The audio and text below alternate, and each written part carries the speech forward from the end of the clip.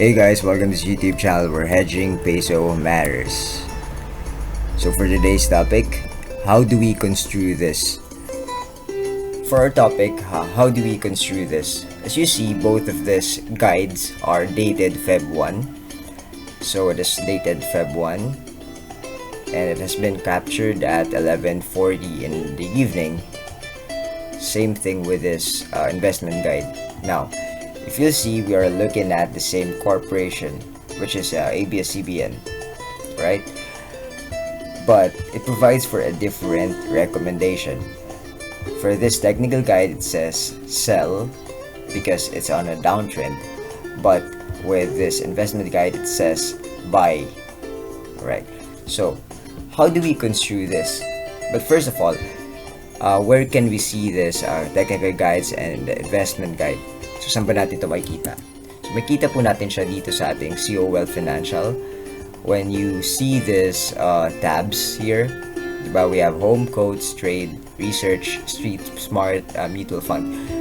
Go first at research. Now, if you want the fundamentals, you can check on the investment guide. But if you want a trading guide, we go to technicals and the technical guide.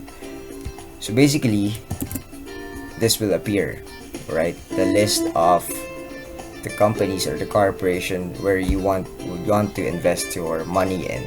Alright. Now, I've given you, or I'll be giving you a series of list, well, a checklist, right? So, discuss natin yan isa-isa. First of all, you have to know yourself. So, paano nating dapat kilalanin ang ating sarili? We have to know ourselves in the sense that yung risk tolerance natin dapat alam natin. Are we more of a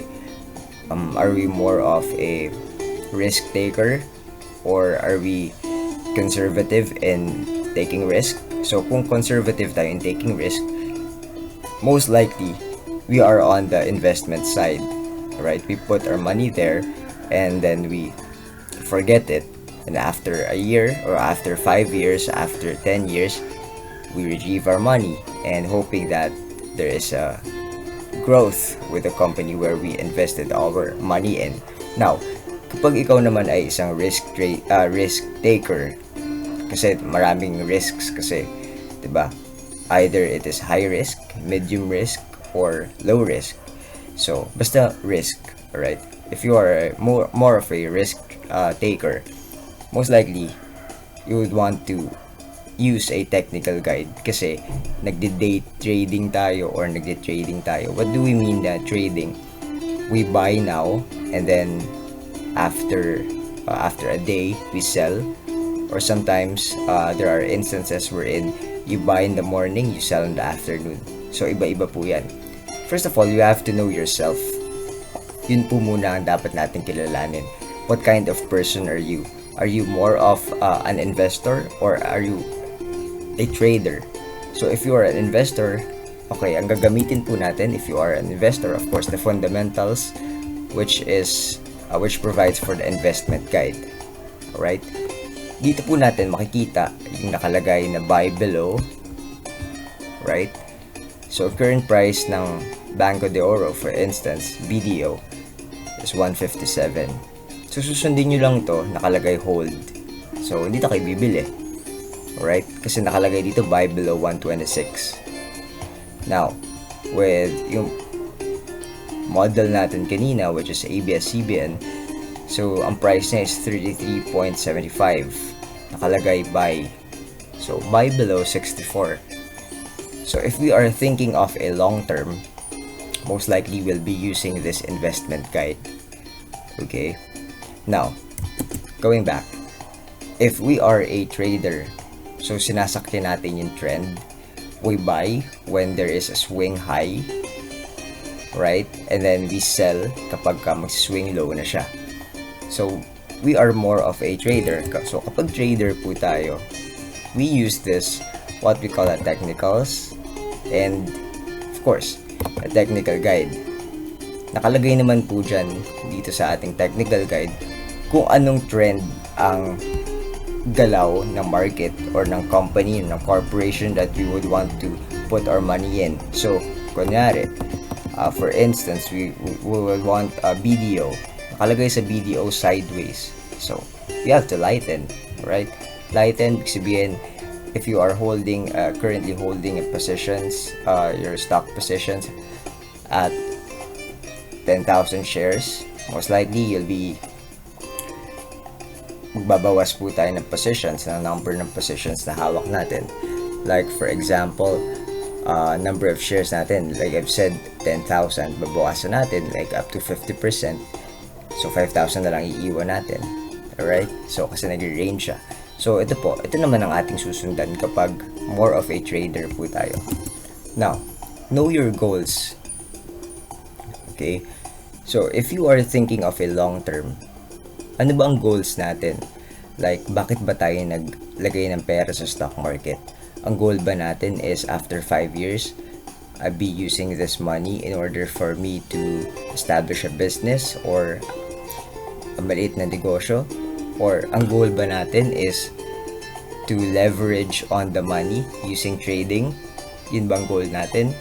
Or ang goal natin, matuto tayo mag-trading so we could analyze the market, how the price works, and at the same time, we could earn money. So yun po ang dapat nating alamin. Dapat meron tayong time frame to consider na by this time or after 5 years or 10 years, for instance, depends on you, of course, meron ko po na goals na nakaset. Like for example, after 5 years, gusto ko meron na akong sasakyan. Or after 10 years, meron na akong bahay. Okay? So after 15 years, dapat retired na ako. So, you have to know your goals first. Now, after knowing your goals, dun na papasok yan whether you would want to trade or you would want to invest. Kasi kapag investment, pagdating ng like for example, retirement age mo, ayaw mo na mag-work. Alright? So, if you are a trader naman, gusto mo yung pagdating ng retirement age mo, ayaw mo yung utak mo or yung brain mo medyo hindi na nag-function. So, gusto mo nag-trade ka pa rin kasi you feel na gumagana yung brain mo. So, in a way, of course, it prevents Alzheimer's disease. No? So, yun. Depends po yan sa inyong goals. Know what your plans are. Ano bang plano mo? Do you plan on retiring early? Or do you plan on continuing after retirement? So, this is in connection with what your goals are. So, yan po ang ating mga susundan. So, it depends on you.